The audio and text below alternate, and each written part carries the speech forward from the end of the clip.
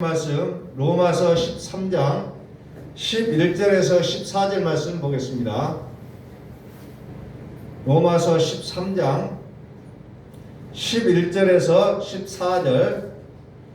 또한 너희가 이 시기를 알거니와 자다가 깰 때가 벌써 되었으니 이는 이제 우리의 구원이 처음 믿을 때보다 가까웠습니다. 밤이 깊고 낮이 가까웠으니 그러므로 우리가 어둠의 일을 벗고 빛의 갑옷을 입자.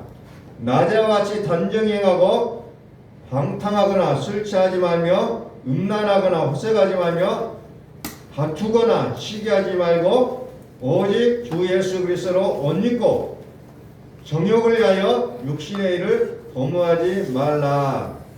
아멘. 선포합니다. 하나님은 살아계십니다.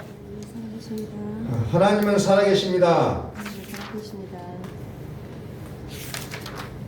오늘 말씀해 보니까 자다가 깰 때가 벌써 되었으니 라고 나옵니다. 자다가 깰 때가 됐다는 거죠. 벌써 왔다는 거예요.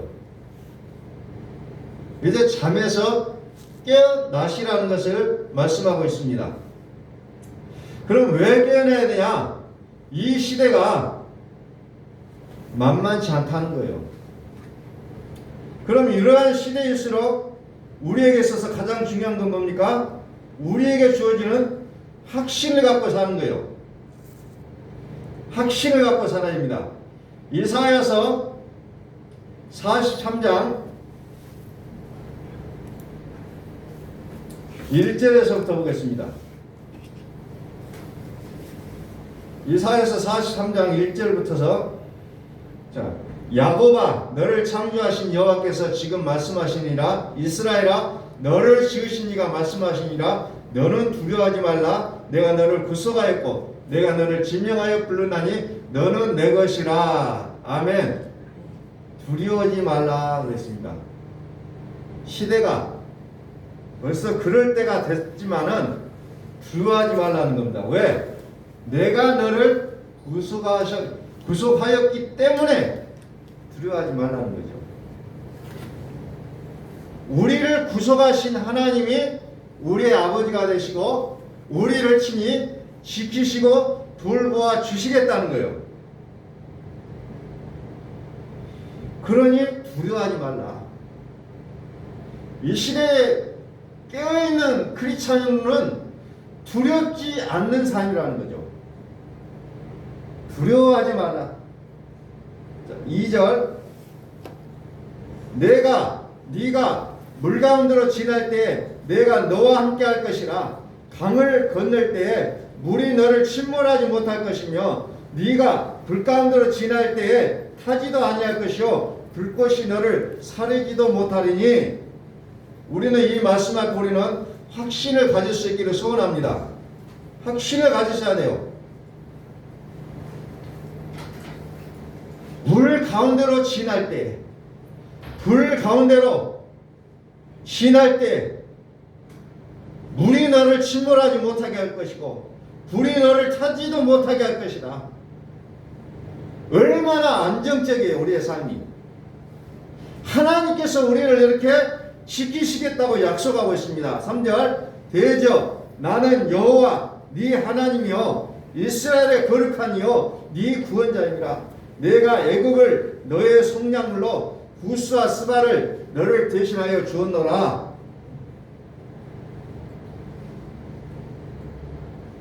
확실한 믿음을 가지시라는 거예요. 확실하게. 4절 네가 내 눈에 보배롭고 존귀하며 내가 너를 사랑하였은즉 내가 네 대신 사람들을 내어주며 백성들이 네 생명을 대신하리니. 내가 너를 사랑하였다. 내가 너를 사랑하기 때문에 구속했다는 겁니다. 하나님께서는 우리를 향해 이렇게 확신을 갖고 말씀하시는데 우리는 그 하나님에 대해서 얼마나 확신을 갖는 믿음을 갖고 있는지. 5절 두려워하지 말라. 내가 너와 함께하며 네 자손을 동쪽에서부터 오게 하며 서쪽에부터 너를 모을 것이며. 두려워하지 말라. 내가 너와 함께 하겠다. 분명한 약속을 우리가 드릴 수 있기를 소원합니다. 6절 내가 북쪽에서 이르기를 내놓으라 남쪽에게 이르기를 가두어 두지 말라. 내 아이들을 먼 곳에서 이끌며 내 딸들을 땅끝에서 오게 하며 내 이름으로 불러지는 모든 자 곧 내가 내 영광을 위하여 창조한 자를 오게 하라. 그를 내가 지었고 그를 내가 만들었느니라. 그가 내가 너를 만들었느니라. 우리 하나님 우리를 보시고 심히 좋아하셨다. 그래서 심히 천하와 바꿀 수 없는 존재로 우리 사람을 가장 하나님께서 사랑하시는 자로 불러주셨다는 거예요. 오늘 우리가 이 말씀 앞에서 우리는 정말로 부들부들 떨면서 하나님의 은혜를 감사하고 찬양할 수 있어야 된다는 거예요. 그런데 어쩝니까? 8절에 보니까 눈이 있어도 보지 못하고 귀가 있어도 듣지 못하는 백성을 이끌어내라. 보도 못하고 듣지도 못한다는 거죠. 열방은 모였으며 민족들이 해집하였는데 그들 중에 누가 이 일을 알려 하며 이전 일들을 우리에게 들려주겠느냐. 그들의 증인을 세워서 자기들의 옳음을 나타내고 듣는 자들이 옳다고 말하게 하여 보라. 쭉 그래 설명을 해놓고 있어요. 자 11절 나 곧 나는 여호와라 나 외에 구원자가 없느니라. 내가 알려주었으며 구원하였으며 보였고 너희 중에 다른 신이 없었나니 그러므로 너희는 나의 증인이요 나는 하나님이니라. 여호와의 말씀이니라. 확실하게 하나님께서 우리를 붙잡고 계신다는 겁니다. 우리는 이 시대 앞에 우리는 이와 같은 하나님에 대한 확신을 우리는 갖는 게 무엇보다도 중요하다는 거예요. 왜? 시대가 매우 어려워졌다는 거예요. 그래서 너희가 이 시기를 알거니와 자다가 깰 때가 벌써 되었다고 말씀하고 계시는 거예요. 벌써 됐다는 거예요. 지금 깨어 있어야 하는데 지금 자고 있다면은 큰 일이라는 거죠. 깨어나라는 겁니다. 깨어나라. 깨어나라는 겁니다. 그래서 하나님은 우리에게 주는 수많은 환경들을 통해서 우리에게 가르쳐 주신다는 거예요. 그러면 나의 이와 같은 모든 일들이 지금 어떤 마음과 생각을 갖고 계신지 모르지만 지금 하나님이 나를 만드시고 있는 과정이라는 것을 우리는 기억하시라는 거예요. 하나님이 나를 만드시고 있는 과정 속에 있다는 겁니다. 그래서 우리는 분명하게 해야 될 것은 지금 나를 분리하는 연습을 하셔야 돼요. 나를 분리하여 하나님의 나라에 반응하는 그 연습이 우리에게는 무엇보다 필요하다는 겁니다. 나의 감정을 나의 육으로 표출해내는 것이 아니라 나를 분리시키는 작업을 하라는 거예요. 끊임없이 하나님을 향하여 반응하는 나의 모습을 보시라는 겁니다. 자, 로마서 13장 11절 또 다시 갑니다. 또한 너희가 이 시기를 알거니와 자다가 깰 때가 벌써 되었으니 이는 이제 우리의 구원이 처음 믿을 때보다 가까웠음이니라. 가까웠다는 거예요. 구원. 그래서 예수님은 처음과 나중이라. 이사야서 44장 6절에 보면은 만군의 여호와가 말하는 나는 처음이요 마지막이라고 얘기하고 있습니다. 그 말씀이 요한계시록의 그리스도께서 그대로 말씀하신 거. 나는 처음과 나중이라. 시작과 끝이라. 말씀하시는 거예요. 그래서 11절에 처음 믿음이 있고 나중 믿음이 있다는 것을 또 구분해 놓고 있습니다.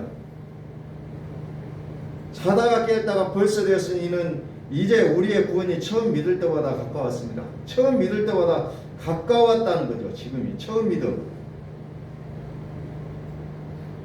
구원이 처음 믿을 때보다 가까웠다는 거예요. 가까이 왔다는 겁니다. 그래서 에베소서 5장 18절에 뭐라고 합니까? 술 취하지 말라. 이는 방탕한 것이니 오직 성령으로 충만함을 받으라. 술이라는 것을 통하여서 술이 사람을 지배하는 그 모습을 보면서 성령 충만함이 이렇게 될 것이라는 것을 좀 가르쳐주고 있는 거예요. 술을 먹은 사람은 자기의 이성과 자기의 생각으로 움직이는 것이 아니고 술이 이끄는 대로 가는 것처럼 이제 하나님을 믿고 사는 사람은 자기의 생각과 자기의 뜻으로 살아가는 것이 아니고 성령에 의지하여 살아가는 자들을 이렇게 비유하고 있다는 거죠.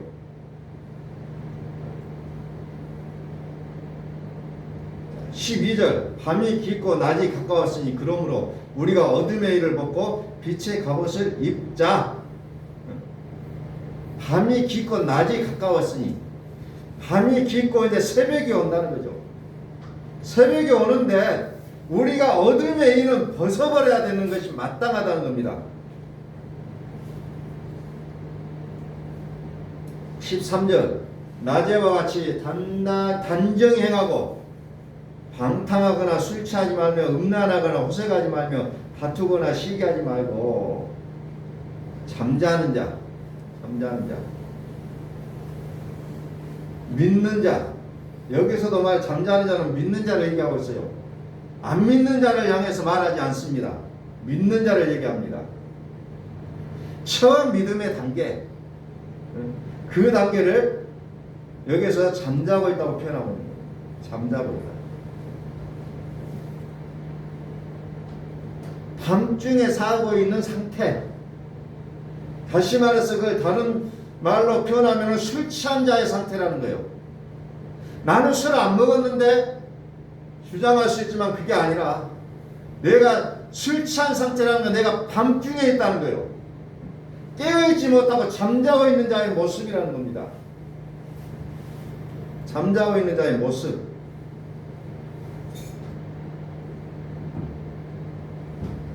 그래서 우리는 이제 15절에 17절에 보면 그래서 주의 뜻이 무엇인지를 이해하는 것이 필요하다는 겁니다.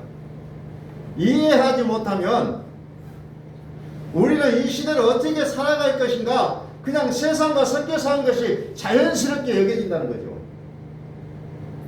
그래서 우리는 이해하는 단계가 필요하다는 거죠.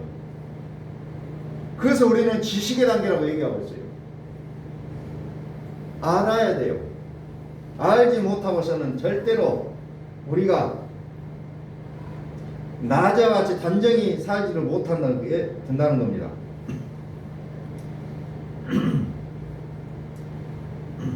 자, 잠언 23장을 봅니다. 잠언 23장 19절.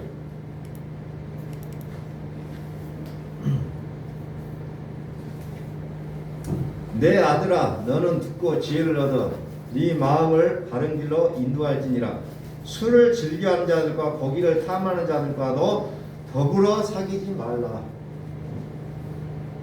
더불어 사귀지 말라.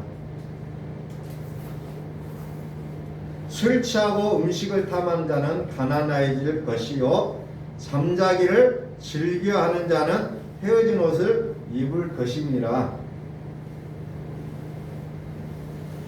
왜 술을 즐겨하는 자들과 고기를 탐하는 자들과 더불어 사귀지 말라고 할까요? 이 사람들은 내가 아닌, 내 속에 내가 아닌 것이 나온다는 거죠. 그러니까 술 취한 자들과 같이 동행을 하면은 이상한 일들이 많이 일어납니다. 이상한 일들이 많이 일어나요. 우리의 신앙도 마찬가지예요. 정말 전지전능하신 하나님 한 분을 믿고 살아야 되는데 짬뽕이 되어 있는 사람 만나면 머리 아픕니다. 짬뽕이 되어 있는 사람. 요즘은 SNS가 발전하다 보니까 막 그냥 카카오톡으로 막 그런 것들이 수없이 날라와요. 참 짜증나죠. 근데 그 사람은 섞여져 있기 때문에 자기 상태를 모르고 그게 옳은 줄 알고 우기고 있다는 겁니다. 우기고 있어요. 내 속에 내가 아닌 것이 나오게 됐다는 거죠. 왜? 술 때문에 그렇다는 거죠. 그래서 술을 끊으라는 거예요. 그런데 이걸 문자적으로 얘기하면 나는 술도 안 마시고 왜 술을 끊으라고 합니까? 라고 물어봐요.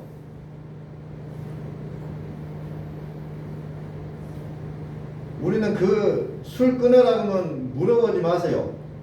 내가 술을 먹고 있다는 것이 뭐냐? 하나님이 아닌 다른 것을 내가 취하고 있다는 모습이라는 겁니다.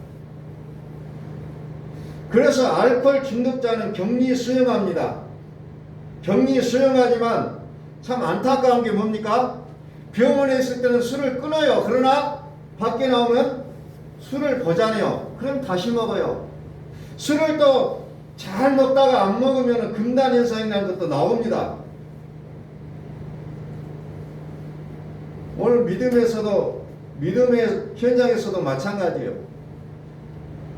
어둠의 일을 벗고 나면 상당히 금단 현상과 같은 일들이 나타나게 되어 있어요. 그런데 그걸 참지 못하고 다시 되돌아가는 모습도 볼 수가 있다는 겁니다.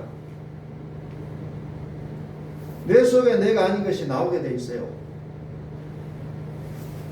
우리는 그런 고백들 많이 들을 거예요. 내 마음 같지 않는 일이 행동으로 나왔다는 거죠. 그래서 로마서 7장 19절 20절에도 사도 바울이 고민하고 있는 게 그거였어요.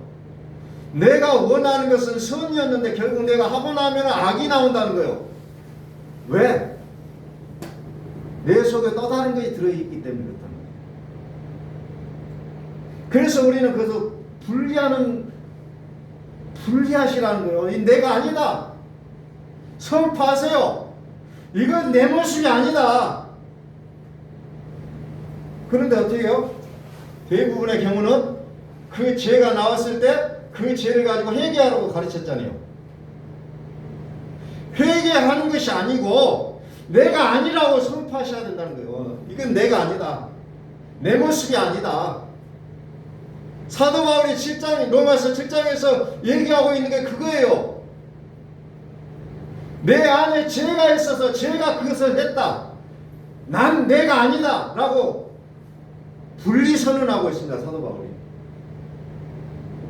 계속해서 분리하는 거예요. 내가 아니다. 내가 아니다. 그 문장을 읽어가면서도 우리는 끊임없이 회개하라고 얘기를 들어왔어요. 근데 사도 바울은 그렇게 하지 않더라고요. 내가 아니라고 선언합니다. 내 속에 죄가 있는 것을 그것을 다스리기를 소원하고 있다는 거죠. 그래서 고민하고 있는 거죠. 그래서 로마서 8장에 보면은 그 이후에 누가 지배합니까? 생명의 성령님이 그를 지배하니까 이제 성령의 열매가 나오는 거죠. 그게 사도 바울의 신앙의 과정입니다. 결국은 내 속에 누가 지배하고 있느냐, 나를 강력하게 끄는 자가 누구냐, 그거에 따라 나의 삶의 열매가 나오게 됐다는 겁니다. 자, 20절 만일 내가 로마 29절 말씀입니다. 29절.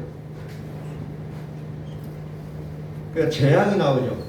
재앙이 네게 있느냐, 근심이 네게 있느냐, 분쟁이 네게 있느냐, 원망이 네게 있느냐, 까닭없는 상처가 네게 있느냐, 붉은 눈이 네게 있느냐. 자, 이 말씀을 한번 보세요. 재앙이 오죠. 내 마음에 근심 걱정이 가득 차 있어요. 분쟁이 일어나요. 원망이 있어요. 왜 그럴까? 왜 그럴까? 자문은 것을 꼬집어서 얘기합니다. 30절에 술에 잠긴 자에게 있고 혼합한 술을 구하러 다니는 자에게 있느니라. 술에 잠기는 자, 술독에 빠져있는 자라고 표현하죠. 술 때문에 이렇게 됐다라고 얘기합니다. 그리고 더 무서운 혼합한 술. 우리 한국은 그걸 자랑으로 여기잖아요. 폭탄주를 몇 잔 마셨느냐. 이걸 자랑을 합니다. 근데 이게 무서운 결과를 나오고 있다는 거죠. 술에 잠긴 자. 31절. 포도주는 붉고 잔에서 번쩍이며 순하게 내려가나니 너는 그것을 보지도 말지어다. 보지도 말아라. 보지도 말아라. 그것이 마침내 뱀같이 물 것이요 독사같이 쏠 것이며, 그것이 물겠다는데, 독이 있는 독사가 물겠다는데 겁이 없습니다. 또 네 눈에는 괴이한 것이 보일 것이요. 그냥 이제 허상이 보이는 겁니다. 그러니까 술에 빠져 있는 사람 보면은 혼자 이야기를 합니다. 혼자. 왜 혼자 이야기냐면, 혼자 이야기했다고 안 하면 누가 있다는 거예요. 오늘 우리 믿음도 마찬가지예요. 뭔가 헛것을 보고 이야기하는 사람도 있다는 겁니다. 자꾸 보인다는 거예요. 그것이 마침내 뱀같이 물 것이요 독사같이 쏠 것이며 네 눈에는 괴이한 것을 보일 것이요 또 네 마음은 구부려진 말을 할 것이며 너는 바다 가운데 누운 자 같을 것이며 돛대 위에 누운 자 같을 것이며 위태위태하다는 겁니다. 네가 스스로 말하기를 사람이 나를 때려도 나는 아프지 아니하고 나를 상하게 하여도 내게 감각이 없도다. 내가 언제나 깰까 다시 술을 찾겠다 하리라. 어쩌면 술을 마시고 있는 사람들의 그 내용을 그대로 적어놨는데, 이것이 또 우리에게 신앙적으로 우리가 이것을 분명하게 아셔야 된다는 겁니다. 그래서 술이라는 것이 처음에는 쓰다고 얘기합니다. 그래도요, 술이 달짝지근하다고 표현합니다. 그리고 더 나와서 입에 쫙쫙 달라붙는다고 표현을 해요. 달달하다. 그런데 그것이 뱀같이 쏠 것이고 독사같이 물 것이라는 거예요. 폐가 망신한다는 거죠. 지금 내가 전지전능하신 하나님을 붙잡고 살아야 될 판인데 다른 게 좋다고 쫓아다닙니다. 사실은 진리가 아닌 것을 진리를 쫓고 다녀요. 그것이 결국 폐망의 길로 갈 것임에도 불구하고 너무 좋다는 거예요. 너무 좋아. 가니까 다 맞춰버리고 그냥 병도 나아버리고 막 이러니까 너무너무 좋아하면 너무너무 좋아요. 하나님 안에 있으면 뭔가 일어나지도 않는 것 같고 결국은 패망하다는 거죠. 그래서 술 취하지 말라 이는 방탕한 것이니 성령의 충만함을 입으라. 그래서 술 취한다는 것이 이게 적나라하게 표현되어 있어요. 잠언서 보니까 술이 취해서 그렇게 살아가는 모습처럼 이제 너희는 성령의 충만함을 받아서 성령이 이끄신 대로 살아라. 이것을 우리에게 말씀하고 있는 겁니다. 독사에 물리면 죽는다. 코브라에 물리면 살 수 있는 방법이 또 한 가지 있다는 거예요. 물렸다가 살아난 사람의 피를 집어넣으면 산다는 말도 있어요. 얼마나 가능성이 없다는 거예요. 그만큼 한번 물리면. 오늘 우리도 옛뱀이요 사단이요 그거에 물려버리면 간다는 겁니다. 처음에는 굉장히 달달하고 좋은 것 같아요. 뭔가 좋은 것 같고 뭔가 일어나는 것 같고 뭔가 되어지는 것 같고, 그러나 결국은 파멸이라는 것을 이렇게 얘기하고 있습니다. 오늘 우리는 예수의 피를 수혈을 받으면 살 수 있다는 거예요. 이게 해독제라는 겁니다. 유일한 해독제. 코브라에 물리면 살 수 있는 방법이 코브라에 물려서 살아난 사람의 피를 넣으면 사는 것처럼 오늘 우리는 예수의 피를 수혈 받아야만이 살아날 수 있다는 겁니다. 우리 속에 있는 모든 독이 예수의 피를 통해서 다 해독이 될 수 있다는 거죠. 무조건 된다는 겁니다. 네 눈에는 귀한 것이 보일 것이요 네 눈에는 구부려진 말을 할 것이며, 맛이 완전히 가버리는 모습이죠. 또 34절에는 술주정하는 모습입니다. 위태위태하면서 인사불성이 돼가지고 35장 감각까지 없어져 버리고 이렇게 쭉 나온 거예요. 시편 75편 8절에 보면 이렇게 나옵니다. 여호와의 손에 잔이 있어 술 거품이 일어나는도다. 속에 섞은 것이 가득한 그 잔을 하나님이 쏟아내시나니 실로 그 찌꺼기까지도 땅의 모든 악인이 기울여 마시리로다. 술 충만할 것인가 성령 충만할 것인가? 술 충만하면 술의 통치를 받을 것이라는 거죠. 성령 충만하면 성령의 통치를 받게 된다는 거죠. 그래서 여기서 이제 성경에서 혼합한 술이라는 것은 무슨 말이냐면은 우리의 신앙의 정도를 오직 전능하신 하나님만을 붙잡고 살라는 거예요. 그렇지 않으면 어때요? 바벨론 성처럼 그 더러운 귀신이 드글드글한 잡동산이 쓰레기장이 되어버리고 만나는 거죠. 내 마음이. 그러나 오직 하나님이 내 안에 사시는 그것은 성전이라고 표현하고 있다는 거죠. 성전. 성전이라고 얘기하고 있습니다. 그래서 오늘 우리 이 시대에 정말 우리의 신앙의 순수성을 깨뜨려버릴 수밖에 없는 많은 환경들이 우리에게 놓여져 있습니다. 우리는 여기서 무엇을 어떻게 해야 될 것인지 우리는 이제 아셔야 된다는 겁니다. 너희는 이 시기를 알거니와 벌써 자다가 깰 때가 됐다는 것을 얘기하고 있잖아요. 벌써 지금이 아니고 벌써라는 거 이미 깰 때가 됐다는 겁니다. 지금 정신 못 차리면 우리는 죽음의 길로 죽음의 늪으로 쑥쑥 빠지는 시대를 우리가 살아가고 있다는 거죠.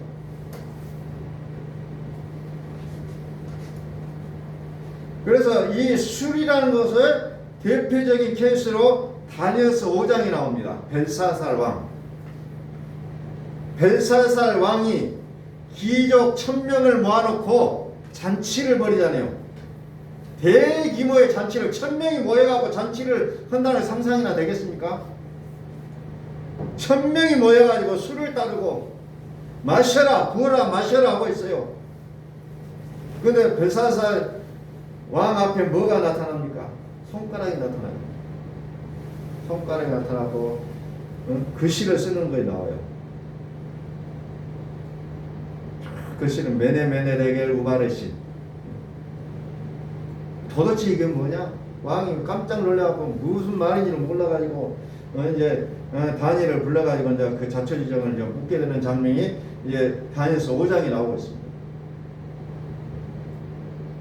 그래서 다니엘이 그걸 해석을 하니까 뭐라고 해요? 왕은 끝났고 나라도 끝났지만 구별하고 끝났다. 당신은 끝났다. 다니엘이 왕 앞에 가서 얘기합니다. 당신은 이제 끝났습니다. 그러니까 그들은 끝났지만 어때요? 구별하에서 살았던 다니엘은 어때요? 채색 옷을 입히고 그냥 최고 좋은 옷을 입고 이제 높임을 받는 그런 모습으로 또 다르게 나타나죠. 이 시대에 누가 존경을 받고 대우를 받을 것인가? 결국은 술 취하지 않고 오직 구별하여 하나님 앞에 충성되게 살아가는 자만이 높임을 받을 수 있다는 것을 다니엘서 5장을 통해서 우리에게 가르쳐주고 있다.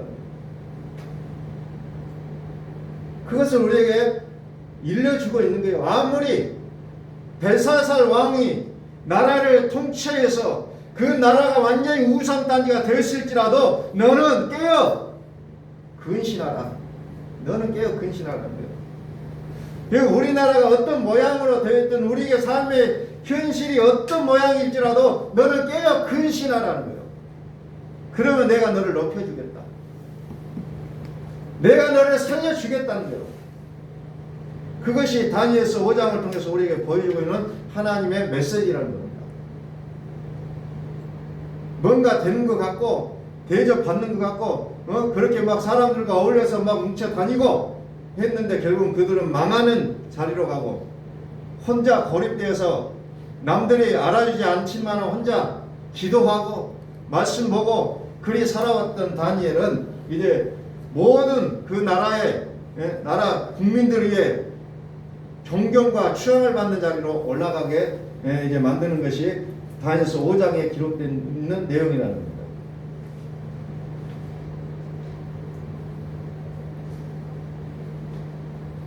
혼합한 포도주라는 것은 다시 얘기합니다. 율법과 복음을 얘기하고 있어요. 우리는 율법이 뭔지 복음이 뭔지 섞여져 살아가고 있다는 겁니다. 이것을 구분하라는 겁니다. 철저하게 구분해야 돼요. 그래서 새 술에 취하라. 술에 취하지 마. 새 술에 취하라는 거. 술을 끊어라. 우리의 믿음의 순수성을 분명하게 하나님은 지키기를 원하고 계신다는 겁니다.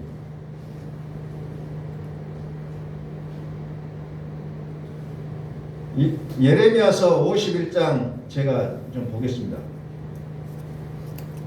예레미야서 51장 이스라엘과 유다가 이스라엘에 거룩하신 일을 거역함으로 죄과가 땅에 가득하나 그의 하나님 만군의 여호와에게 버림받은 호라비는 아니니라. 바벨론 가운데서 도망하여 나와서 각기 생명을 구하고 그의 죄악으로 말미암아 끊어짐을 보지 말지어다. 이는 여호와의 보복이겠더니 그에게 보복할지니라.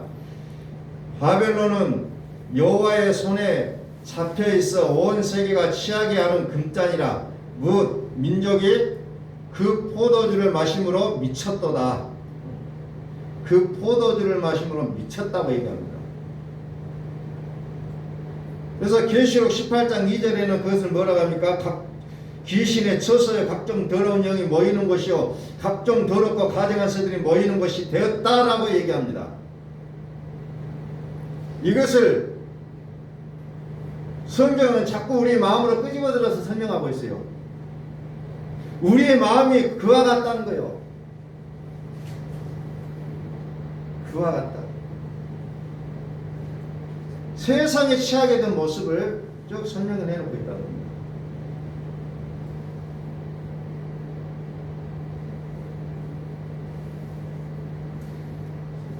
요한계시록 18장 14절부터 또 봅니다.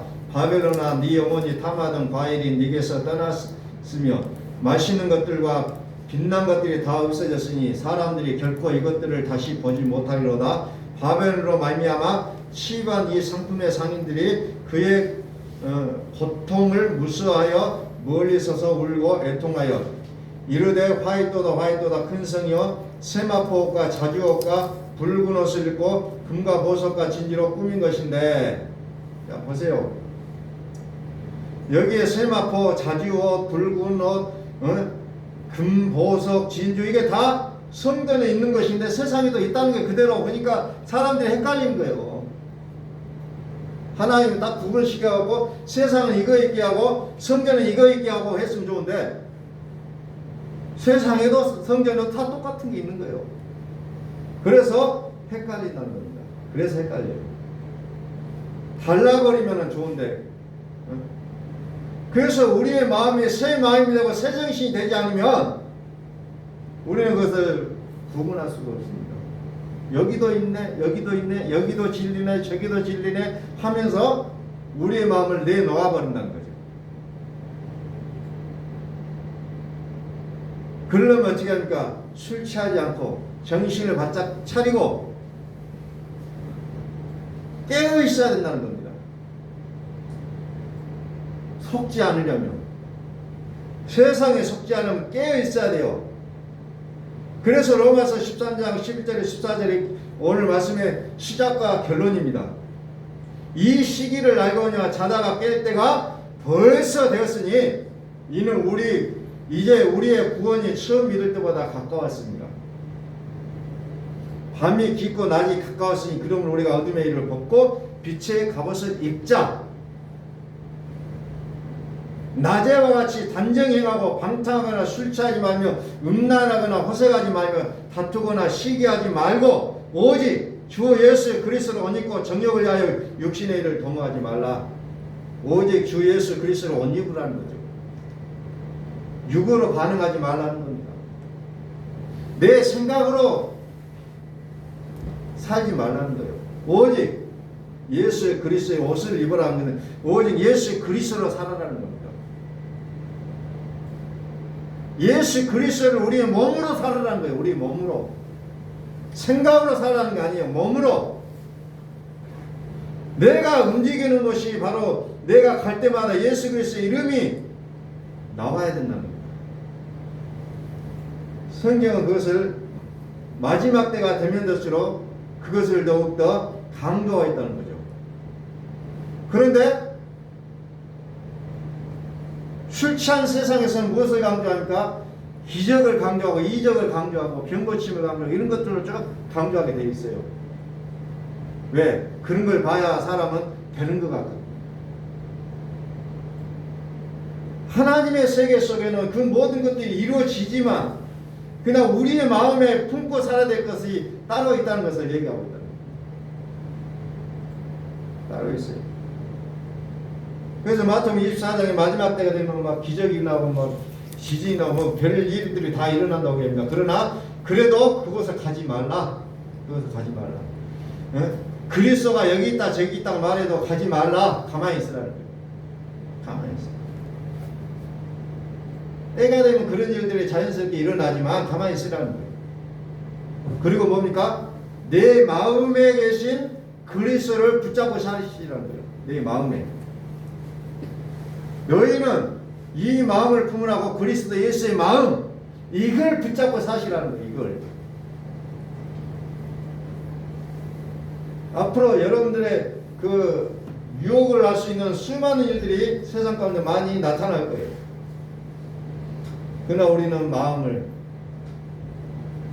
그리스도 예수의 마음을 갖는 것이 가장 중요하다.